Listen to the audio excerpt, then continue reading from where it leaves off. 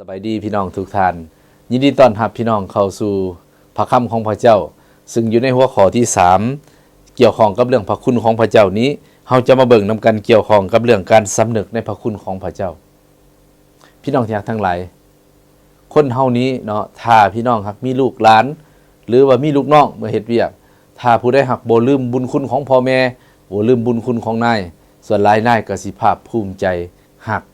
เช่นเดียวกันพี่น้องเฮาในฐานะเป็นลูกของพระเจ้าเป็นคริสเตียนเฮาควรที่จะสำนึกในพระคุณของพระเจ้าอยู่เสมอซึ่งหัวข้อข้าพเจ้าจะแบ่งปันในมื้อนี้ก็เกี่ยวข้องกับเรื่องการสำนึกในพระคุณของพระเจ้าฉะนั้นขอเชิญพี่น้องได้เปิดนำกันอยู่ในพระคัมภีร์โรมบทที่15ข้อ15ขอเชิญพี่น้องได้เบิ่งนำกันแต่การที่พวกเขากล้าเขียนจดหมายมาหาพวกเจ้านี้ก็เพื่ออยากเตือนความจือจำของพวกเจ้าด้วยเหตุพระคุณที่พระเจ้าได้มอบให้แก่พวกเฮาอาเมนให้เฮาอธิษฐานนำกันพี่น้องก่อนจะได้รับฟังถ้อยคำของพระองค์พระบิดาเจ้าผู้ลูกสรรเสริญนมัสการพระองค์พระเยซูคริสต์เจ้าผู้ลูกสำนึกในพระคุณของพระองค์พระวิญญาณบริสุทธิ์เจ้าขอพระองค์ทรงนำถ้อยคำของพระเจ้าที่พวกเราจะศึกษารวมกันให้ถ้อยคำของพระเจ้านั้นได้เป็นที่เตือนสติและหนุนใจพวกเราทั้งหลายที่จะดำเนินชีวิตโดยการยำเกรงพระเจ้าและสำนึกในพระคุณของพระองค์ในพระนามพระเยซูคริสต์เจ้าอาเมนพี่น้องที่หักจากคอมพี่ที่เขาได้อ่านผ่านไปนั้นได้ย่ำเตือนพวกเขาทั้งหลายอีกทีนึงในฐานะที่เขาเป็นลูกของพระเจ้าเป็นผู้ที่เชื่อในองค์พระผู้เป็นเจ้าพี่น้องที่หักทั้งหลายพระคำของพระเจ้าว่าให้เขาทั้งหลายนั้นต้องได้สำนึกในพระคุณของพระเจ้าที่พระเจ้านั้นได้ไถ่พวกเขาทั้งหลายอันที่หนึ่งที่เขาจะต้องได้สำนึกพี่น้องการที่เขาได้รับความพ้นการที่เขาได้รับสิทธิพิเศษได้กลายเป็นลูกของพระเจ้าได้บังเกิดใหม่นั้นก็ย้อนพระคุณขององค์พระเยซูคริสต์เจ้าที่ให้เฮาทั้งหลายได้สำนึกและอันที่สองพี่น้องเฮ็ดเฮาทั้งหลายนี้ได้กลายเพิ่นบอกว่าเป็นผู้สอบธรรมเป็นผู้ได้รับชีวิตใหม่ในพระคริสต์โดยผ่านพระคุณขององค์พระเยซูคริสต์เจ้าเช่นเดียวกันเฮาได้กลายเป็นผู้ที่บังเกิดใหม่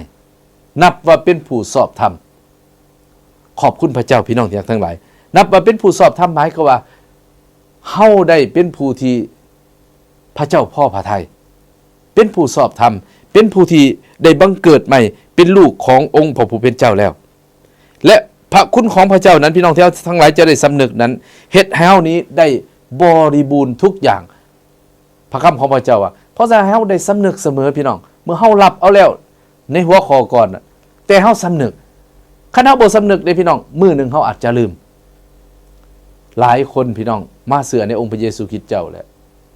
ลืมจากพระคุณของพระเจ้าไปดำเนินชีวิตที่บ่สอดคล้องกับพระคำของพระเจ้าหลายคนเมื่อได้รับพระคุณพระพรนานาชนิดหลายอย่างพระเจ้าอวยพรแล้วเป็นจังไดพี่น้องเหินห่างจากทางของพระเจ้าจากเมื่อก่อนเคยมานมัสการพระเจ้าห้องเพลงสรรเสริญพระเจ้าจากเมื่อก่อนเคยรับใช้พระเจ้าอยู่ในโบสถ์ในวิหารในกิจจักรของพระเจ้าด้วยสำนึกในพระคุณของพระองค์มีการถวายทรัพย์สมบัติเงินทองต่างๆเพื่อประกอบส่วนในงานของพระเจ้าเพื่อสำนึกว่าพระเจ้าเป็นผู้อวยพรให้มีพระคุณพระพรแต่อยู่ไปอยู่มาพี่น้องถ้าเฮาได้ลืมพระคุณของพระเจ้าแล้วเฮาก็จะเลิกลาเฮาก็จะเปลี่ยนเป็นไงพี่น้องเปลี่ยนความเสื่อของเฮาฉะนั้นขอพระเจ้าเมตตาอยู่ในพระคำของพระเจ้าอยู่ในพระธรรมของพระเจ้าอยู่ไสพี่น้องอยู่ในโรมบทที่11ข้อที่6ก็ได้กล่าวไว้อย่างเดียวกันพี่น้องได้ย้ำเตือนเฮาทั้งหลายว่าสิ่งต่างๆที่เฮาได้รับนั้นก็ย้อนพระคุณของพระองค์อยู่ในพระคำของพระเจ้าโรมบทที่6ข้อที่14ก็ได้กล่าวไว้เช่นเดียวกันเพื่อยังพี่น้องว่าเฮาได้รับพระพรได้รับความพ้นนี้ก็โดยพระคุณของพระเจ้าหมายความว่าย้ำเตือนให้เฮาสำนึกเสมอพี่น้องแล้วอยู่ในเอเฟโซบทที่1ข้อที่6ก็กล่าวไว้เช่นเดียวกันกล่าวไว้เช่นเดียวกันพี่น้องทั้งหลายเพราะฉะนั้น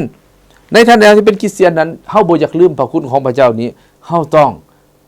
สำนึกอยู่เสมอบ่จะเป็นเมื่อเฮาอธิษฐานเมื่อเฮานมัสการเมื่อเฮารับใช้พระเจ้าเมื่อเฮาเฮ็ดธุรกิจการงานต่างๆเฮ็ดให้ใส่หน้าให้เฮาได้ระลึกถึงพระคุณหมายความว่าสิ่งที่เฮาได้รับนี้ก็ย้อนพระคุณของพระเจ้าโดยผ่านทางองค์พระเยซูคริสต์เจ้าสำหรับเฮาทั้งหลายอันนี้อันที่1พี่น้อง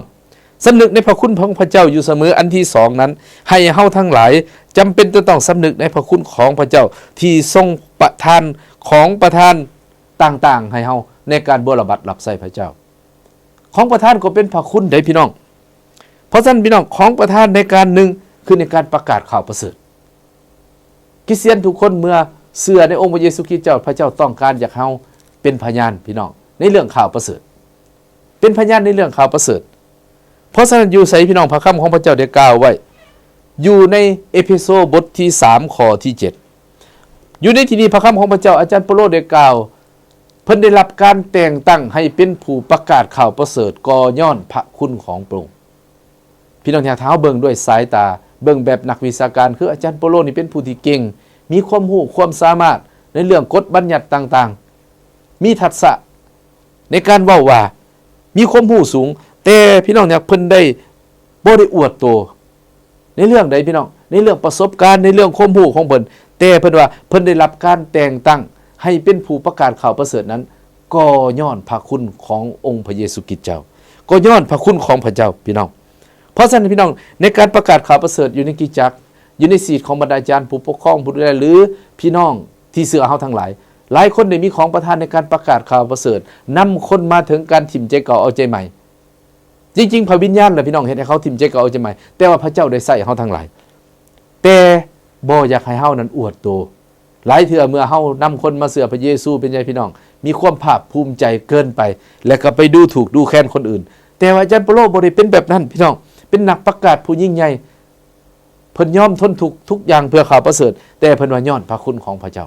อันนี้เป็นเพิ่นสำนึกในพระคุณของพระเจ้าเป็นตัวอย่างให้แก่เฮาทั้งหลายพี่น้องของประธานยังอีกพี่น้องของประธานในการเทศนาสั่งสอนการเทศนาสั่งสอนบ่ว่าจะเป็นอาจารย์เปโลว่าจะเป็นเปโตรติโมเทโอทุกคนนี้ก็เพิ่นว่าย้อนพระคุณของพระเจ้าในการเทศนาสั่งสอนจึงเฮ็ดให้บรรดาผู้รับใช้เหล่านี้สามารถสั่งสอนคริสเตียนให้เติบใหญ่ในทางของพระเจ้าฉะนั้นเพิ่นได้เที่ยวไปในเมืองต่างๆในพระคำกิจการเพื่อเยี่ยมยามพี่น้องผู้ที่เชื่อเยี่ยมยามกิจจักรเพื่อหยังเพื่อจะเห็นกิจจักรเติบโตผู้ที่เชื่อเติบโตแต่สิ่งสารพัดทั้งปวงนั้นเพิ่นว่าบ่แม่นเพิ่นเฮ็ดแต่ย้อนพระคุณของพระเจ้าที่อยู่ในชีวิตของเพิ่นเป็นผู้กระทำการนี่พี่น้องเป็นตัวอย่างที่ดีอีหลีเนาะในชีวิตของผู้รับใช้เป็นตัวอย่างที่ดีพี่น้องถึงมาเฮาสิเฮ็ดสิ่งใดก็แล้วแต่ก็เป็นของประทานที่มาจากพระเจ้าเพื่อเสริมสร้างพระกายของพระกิจแล้วอยู่ไสอีกพี่น้องอยู่ในพระคำของพระเจ้าก็ได้กล่าวไว้อย่างชัดเจนอยู่ใน1โครินโธพี่น้องบทที่15ข้อที่9ข้อที่10บอกไว้อย่างชัดเจนว่าของประทานต่างๆนี่เป็นพระคุณของพระเจ้า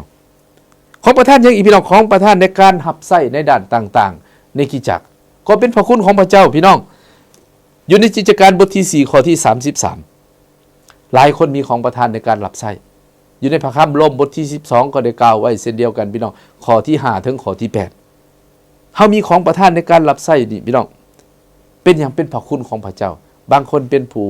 มีความเสื่อบางคนเป็นผู้เทศนาสั่งสอนบางคนเป็นผู้ประกาศเป็นผู้ทำนวยเป็นผู้อุปถัมภ์เป็นผู้บริหารจัดการต่างๆแม้กระทั่งการบริจาคพี่น้องการถวายต่างๆก็เป็นพระคุณของพระเจ้าที่เฮ็ดเฮามีของประทานด้านนี้ด้วยกำลังของเฮานี่พี่น้องธรรมศาสตร์มนุษย์เฮานี่เห็นแก่ตัวเห็นแก่ความสะดวกสบายแต่ย้อนกับพระคุณของพระเจ้ากระทำการอยู่ภายในโดยฤทธิ์อำนาจแห่งพระวิญญาณบริสุทธิ์เจ้าจึงสามารถให้เฮานี้เฮ็ดตามพระทัยของพระองค์ฟิลิปปอยบทที่1ข้อที่7ก็ได้กล่าวไว้เช่นเดียวกันพี่น้องเพราะฉะนั้นเหตุใดก็แล้วแต่พี่น้องในชีวิตของเฮาถึงว่าเฮาสิมีของประทานหลายอย่างถึงว่าเฮาสิมีได้รับพระพรหลายอย่างก็ตามมีของประทานในการรับใช้หลายเรื่องก็ตามพี่น้องแต่สิ่งสารพัดทั้งปวงนั้นก็ย้อนพระคุณของพระเจ้าเป็นแบบอย่างที่ดีให้กับพวกเขาทั้งหลายพี่น้องผู้รับใช้รุ่นก่อนๆนับแต่อากาโศกและคริสตจักรรุ่นต่อๆมาเขาได้เป็นแบบอย่างบ่ได้อวดโตพี่น้องเพราะว่าพระคำของพระเจ้าว่าอย่างพี่น้องพระเจ้าจะต่อสู้คนที่ยิ่งจองหองแต่พระเจ้าจะประทานพระคุณให้แก่คนที่ใจถ่อมเพราะฉะนั้นพี่น้องการรับใช้ของเฮาหลายต่อหลายเถื่อพี่น้องเฮามีความภาคภูมิใจจนลืมพระคุณของพระเจ้าการขอบคุณพระเจ้าที่พระเจ้าให้เกิดความสำเร็จในการรับใช้การขอบคุณพระเจ้าที่พระเจ้าเฮามีของประทานในการรับใช้เป็นสิ่งที่ถูกต้องพี่น้องการสำนึกในพระคุณของพระเจ้าเป็นสิ่งที่พระเจ้าทรงพอพระทัยเพื่อยังพี่น้องเพื่อของประทานต่างๆจะได้ถูกเสริมสร้างพระกายของพระกิจให้เจริญเติบใหญ่ตามพระคำของพระเจ้าเอเฟโซบทที่4จากข้อที่11เป็นต้นไปพี่น้องฮอดข้อที่15นั้นถ้าเอาไปอ่านในรายละเอียดพระเจ้าปรารถนาอยากให้จักรของพระเจ้าเติบโตแต่เขาต้องใส่ของประทานด้วยความถ่อมใจและด้วยความหักพี่น้องพระคัมภีร์บอกว่าทุกสิ่งนั้นจะเจริญใหญ่ขึ้นก็ยังพี่น้องด้วยความหักที่มาจากองค์พระผู้เป็นเจ้า พี่น้องที่รักทั้งหลายในชีวิตการรับใช้ของเฮาเมื่อเฮาได้เป็นไผ่พ้นของพระเจ้าเป็นผู้ที่เชื่อในพระองค์เฮาได้รับความพ้นเฮาได้รับพระพรเฮาได้รับของประทานต่างๆในการรับใช้เฮาสำนึกในพระคุณของพระเจ้าเสมอบ่พี่น้องหรือเฮาสำนึกบางครั้งคราวหรือละเลยพระคุณของพระเจ้ามื้อนี้ข้าน้อยขอหนุนใจท่านทั้งหลายและข้าน้อยเองที่จะสำนึกในพระคุณของพระองค์และพระองค์ก็จะพอใจและเมื่อพระเจ้าพอใจการรับใช้ของเฮาก็จะเกิดผลพี่น้องกิจจักรของเฮาก็จะเกิดความเป็นน้ำหนึ่งใจเดียวในขณะที่เฮารับใช้รวมกันขอพี่น้องได้อธิษฐานนำกันพี่น้องพระเจ้าพระบิดาผู้ลูกโมทนาขอบคุณพระเจ้าสำหรับถ้อยคำของพระองค์ที่มาถึงสิทธิ์ของข้าน้อยและพี่น้องทั้งหลายพระบิดาเอ่ยผู้ลูกขอพระเจ้าพระยมบริสุทธิ์ของช่วยพวกข้าน้อยจะเสื่อฟังถ้อยคำของพระองค์เพื่อถ้อยคำของพระองค์นั้นจะเกิดผลเป็นจริงและการรับใช้การดำเนินชีวิตพวกข้าน้อยทั้งหลายจะได้ถวายเกียรติกับพระองค์และเกิดผลเช่นเดียวกันอธิษฐานโมทนาขอบคุณพระองค์ในพระนามพระเยซูคริสต์เจ้าอาเมนอาเมนขอพระเจ้าอวยพรพี่น้องทุกท่านแล้วพบกันใหม่ในคลิปต่อไปพระเจ้าอวยพร